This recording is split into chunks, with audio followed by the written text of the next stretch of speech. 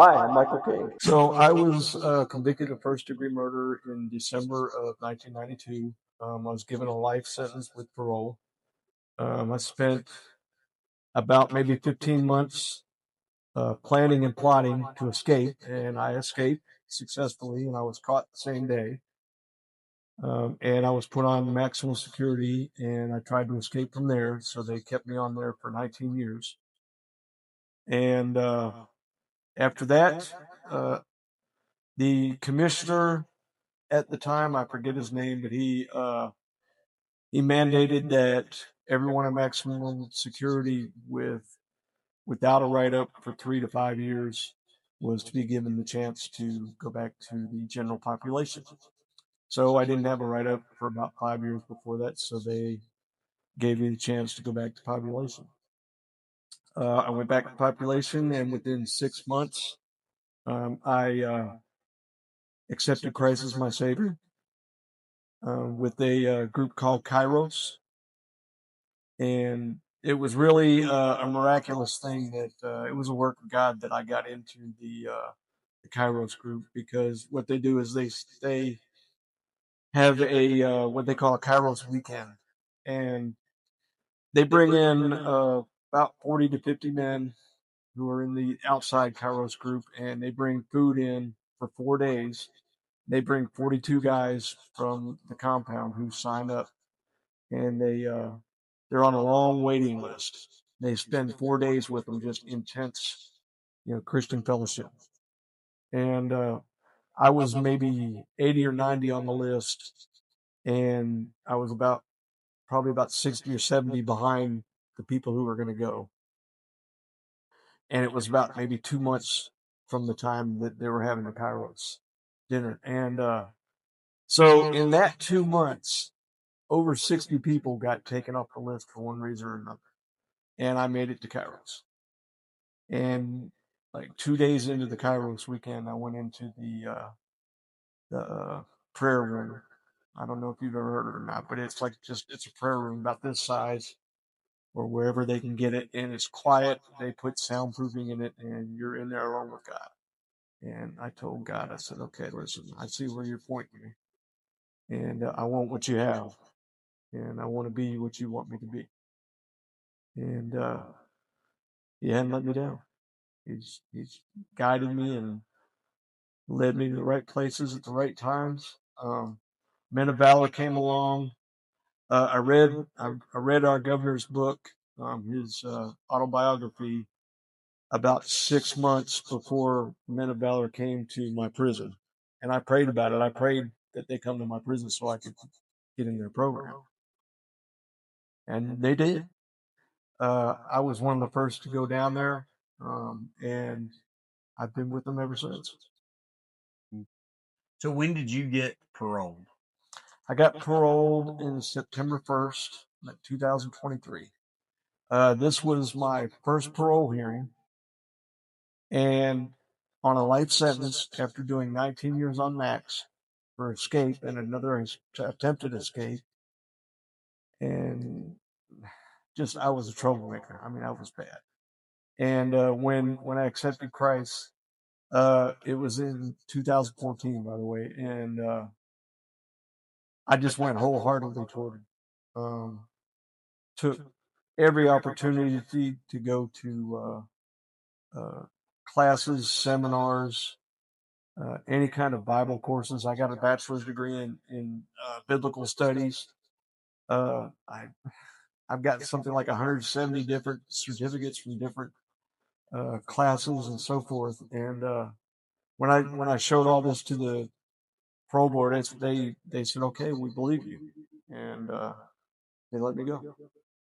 That's amazing. Yeah. So you completed the 12-week course in prison. Yeah. And then you came out and you did the 12-month here, right? In Knoxville, or were you in Nashville? I was in Knoxville here. Okay.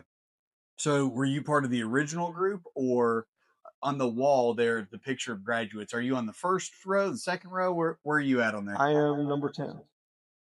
Oh, very nice. So, yeah. Okay. A little story about that. I almost got kicked out of here because I lost my first job. I had a penitentiary mindset, and somebody was approaching me with some things, and I approached him right back. I said, "Listen, you're not going to do this. You know, I'm not going to get into the whole story, but it was basically we were arguing and back and forth over about a week, and finally he found out that I had done time for murder, and he went to HR and told them he was afraid of me, and they had to let me go, and they were going to let me go from here, but they prayed about it, and they decided to give me another chance, and it worked. You know, I kind of straightened out. But I did my year here, and then within 3 months after graduating, they hired me as transportation coordinator. That's awesome. So are you at the graduate house or are you on your own? I'm here. I have my own place here. Oh, that's amazing. Yeah. Okay. So what has been your experience over the last couple of years seeing men come and go from here? What is it that's different about Men of Valor? Well, it's the love. You know, if you go to anywhere else, it's about the money. All they want to do is make sure that you do what you're told to do. You pay your dues, and that's it. They don't have any kind of love toward you. Yeah, they might have some, respect or whatever, but that's all they're looking for. That's most of these groups. I'm not saying all of them. You know, of course, there's some good groups out there, but most of them out there are in it for money. And this place is not. They will give you grace if you need time to pay. They'll give you grace. Yes, they ask for uh, program fees, which let's just say it's another word for rent, but it's program fees. But they will give you grace if you need grace. They will allow you to stay here until you can afford it. Um, they have done so much. There's a guy that was in here for. We knew he was going to be in here for 90 days. It's a 1 year program.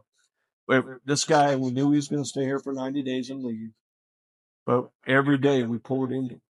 Every day, gave him love, gave him Christ. And he told us that. He said, "Listen, man, I don't want to leave, but I'm going to leave." He said, "You guys have given me something I've never had before, you know." And it's like that with everyone here. We pour into them. You know, a lot of the men here are from broken families.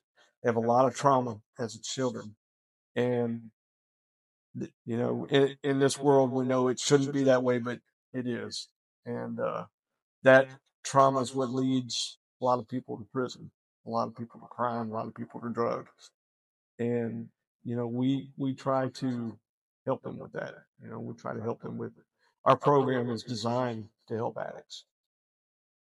So the parole board, parole board, excuse me, back in 2023 said to you, "Hey, yes." How much time had you done at that point? I had done about 32 years, including jail time. Okay, so you've done 32. That includes pretrial.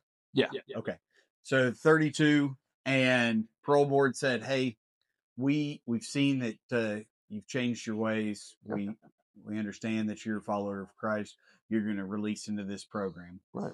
Are you familiar with the bill that Tennessee passed but got vetoed by the governor during this last legislative session that said certain crimes, murder's one of them, that the parole board would not be able to see your case anymore? Really, I didn't know that. Yeah. So um, it got vetoed by the governor. They're going to Mhm. try and pass it again this next legislative session. Okay. It's actually the paper that I don't know if you know the chief of staff for Men of Valor. Yeah. So, Genevieve. yep. So Yeah. Genevieve and I are co-authoring the paper to support the governor's position on it. Mhm. Um, She's actually one of the first persons I met when the whole group went up to Northeast to introduce themselves at one of their classes. I think there was about maybe 10 or 12 people there, and she was one of them. that's awesome. Yeah. So that being said, obviously it doesn't jeopardize what you already have, Mhm. but I would like to get your candid thoughts on it because, like I said, as we're getting ready to author this paper, we kind of have a rough outline. Mhm. But what would that have meant like for you? Because life is that 51 for you? No, it's 60 at 60%, 36 years Okay. with good time. Yep. So I didn't have a lot of good time. I was going to say, I assume you probably got a few 2-for-1s at jail while you're in jail. Yeah, a little bit, yeah. Yeah, but nothing substantial. And then you spent 19 years on max, and you were getting nothing. Nothing.